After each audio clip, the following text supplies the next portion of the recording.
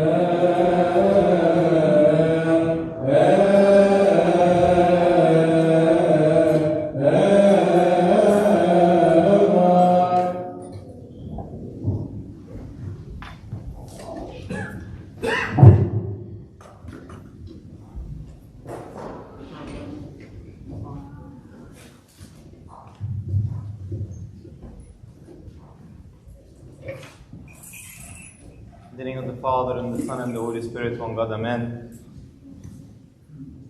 We hear in the Gospel of today that the angel of the Lord talked to Joseph, telling him, "Arise, take the young child and his mother, and flee to Egypt, escape to Egypt, and stay there until I bring you word, for Herod will seek the young child to destroy him." I want today to meditate with you about the word fleeing, escaping. Sometimes when we think about fleeing or escaping, we think about negative things. But since today our Lord Jesus Christ escaped from Herod and the evil of Herod and went to Egypt, maybe there is a lesson for us today about escaping and fleeing. What are good things that we need to think about when we think about escape? I'm going to share with you 4 things that we need to escape from and to.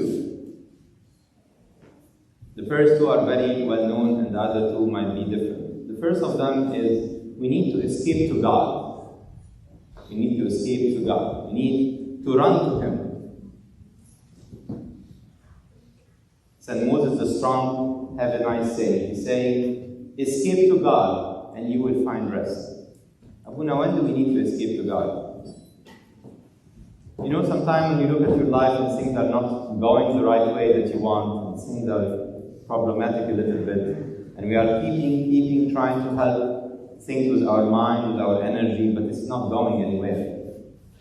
Here is when we need to run to our inner room, to our prayer room, and pour ourselves, and to escape to God and talk to Him.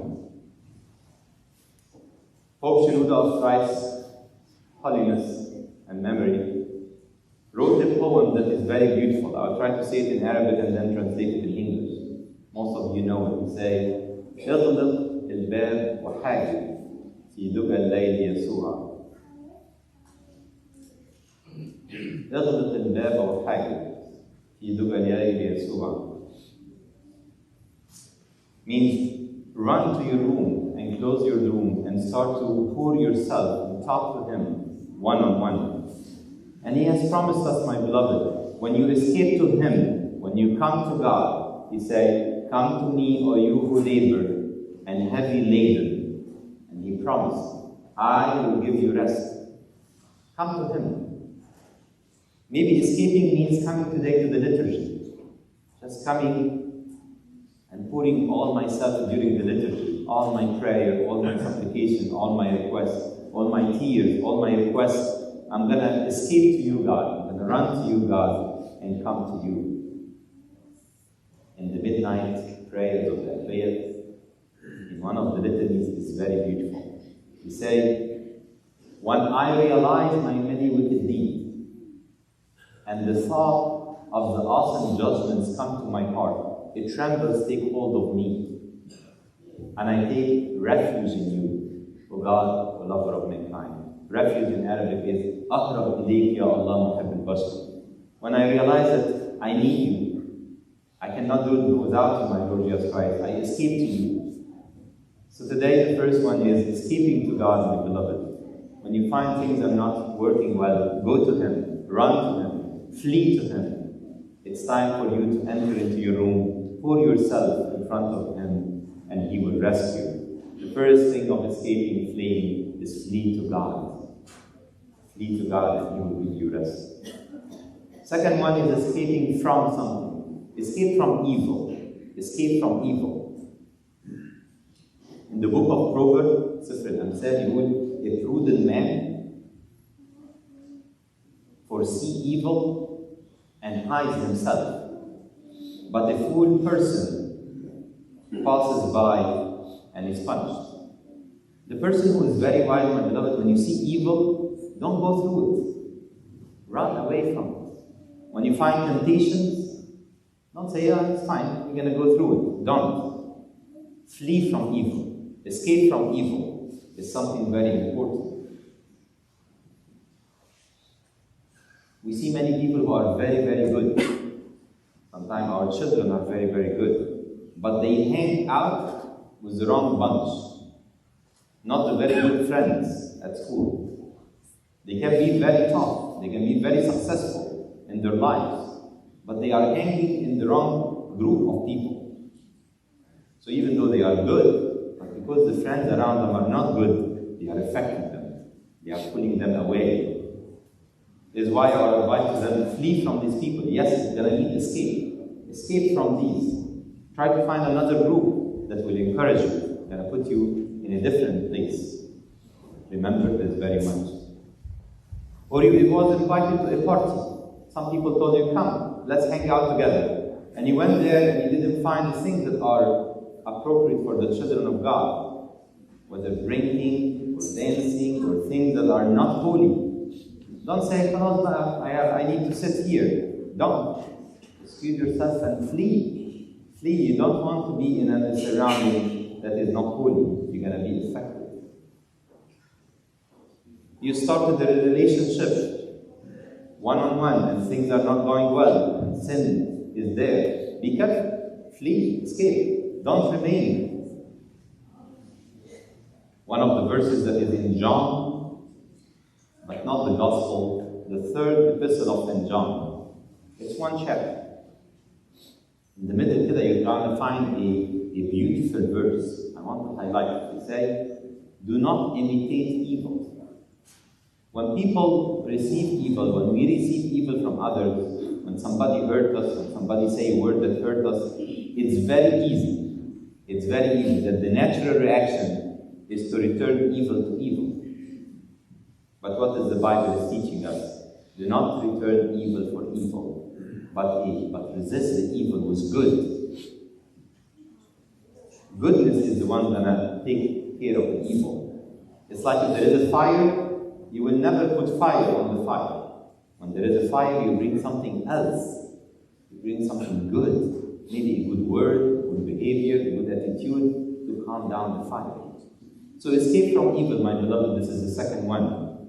If you find a situation that is evil, or temptation that is evil, you are watching and something didn't come on the screen that is not correct, go through it. Turn on the TV. Run fast. Don't sit in the temptation saying, what's wrong? The prudent man will see evil and hide himself. Run away. Flee. This is a good fleeing, my beloved, to flee from evil, to flee from temptation. So we talked about two, there is two more. So flee to God, run to God when things are not going well. Pour yourself in your prayer. Flee from evil. Go away from sin. Go away from things that might let you fall into sin. The other two needs I'm paying attention. So I hope that you didn't zoom out yet. Escape from virtual life to real life. I'm going to say it one more time. Escape from virtual life and live reality. Some people, when they find that the real life is painful, there is a lot of things in life that they are suffering from, instead of looking at them, instead of trying to solve this problem, they escape. They escape to live in the virtual life. They don't want to think about reality. They escape from it. That's not good. Come to reality. A real example, sometimes people fall into it. Reality is not good. They go on social media and they create an account with a different age, with a different name, with a different picture maybe. And they start to live as if they are this person, to talk to people in reality. But this is actually virtual. It's all virtual. It's nothing. Come back to reality. Come back to your age, to your name, to your life. Why living in a virtual life? Escape from virtual. The problem with the media today, and probably the people who are tech savvy now, and called the meta, the new meta, they want us all to be like in clouds. They want us to live in virtual. They don't want reality anymore. You can go wherever you want, you can do whatever you want, it's all virtual. It's all there. But there is no reality. I'm telling you today, flee from this reality. Flee from this virtual life and come to reality again. Some people are dreamers. They cannot achieve their things, so they dream it. And they keep on dreaming and dreaming. you tell them, okay, let's start with the first step. No, I'm in my dream. My dream is so beautiful. I'm going to sleep and keep on dreaming about what I can achieve in my dream. Yes, to be ambitious is good, but to live in your dream, come back to reality. Come back to reality. Maybe you can do a step. Maybe you can apply. Maybe you can study. Maybe you can take steps toward something to achieve. But living only in your mind will not let you go a step forward. I'm saying escape virtual life and come to reality. Another thing on this point as well, the thing that sometimes gets people out of their mind, whether alcohol, whether drugs, people who doesn't want to live in the reality, they go to these things. They know it's harmful, they know it's not good, but they live in them. They live in these states. And as you all know, once they wake up from whatever they are under the influence of, it's going to be reality again. Don't escape reality, my beloved. Escape to reality. Come to real life. When we face the problems, they get solved. When we escape from the problem is frees. Let me repeat the sentence once again. When we flee from our problem, we don't want to look at them, they get magnified, complicated. But by the grace of God, when we face our problems, it's going to be solved. It's going to be managed. Escape from virtual. Come reality. Some people live on the screen, cannot put the phone down. When they are sitting with people, they are on the phone, living in their phones. Whether in the evening, whether in their rooms, they are all into the machines or the screens that they are having. Maybe you need to put down the phone, put down the screens, and live with the real people around. They need you. They need you to talk to them, interact with your parents, interact with your kids, talk to each other, have a meal together, talk to each other. Again, living here virtual versus living in reality. Today I'm telling you, escape virtual, come to reality. So we talked about three: flee to God, flee from evil, flee from virtue, come to reality.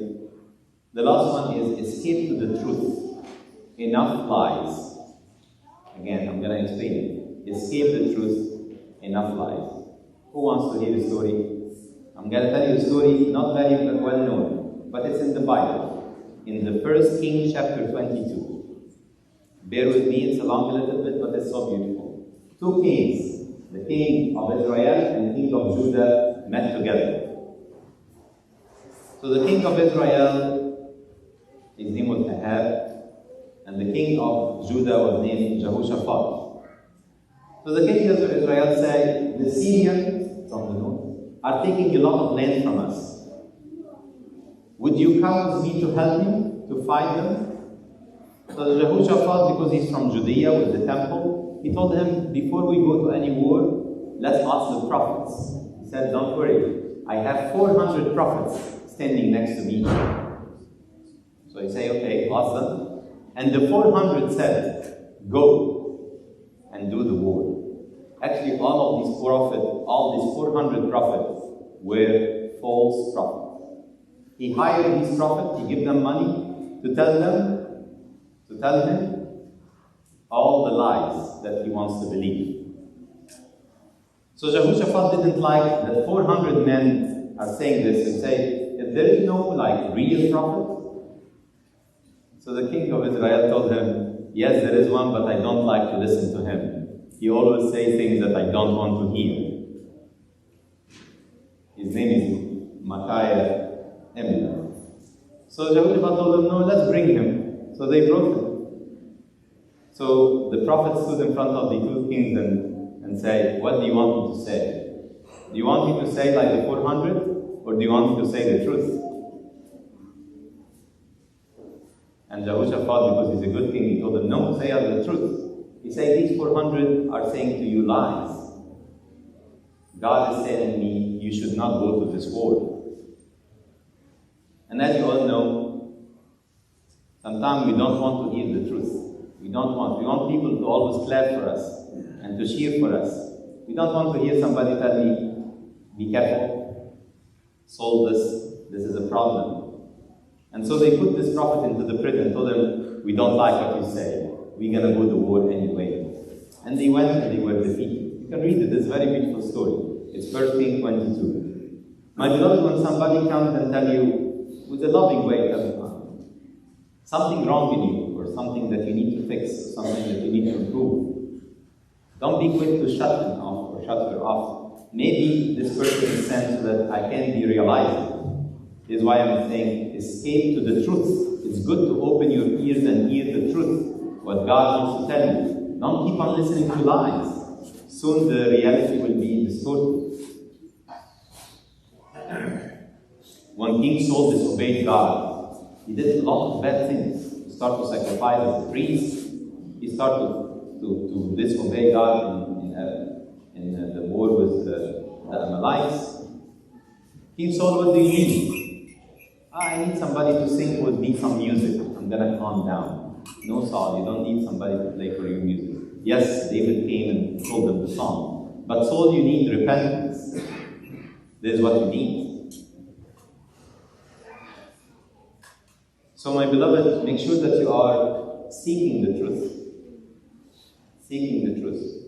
Escape to the truth. Flee to the truth. Try to listen to the truthful things. Don't just listen to lies. They're going to distract you very quickly. Who wants to hear a joke? It's a joke, but maybe we can learn a lesson. Somebody dropped a coin in a dark room in his house.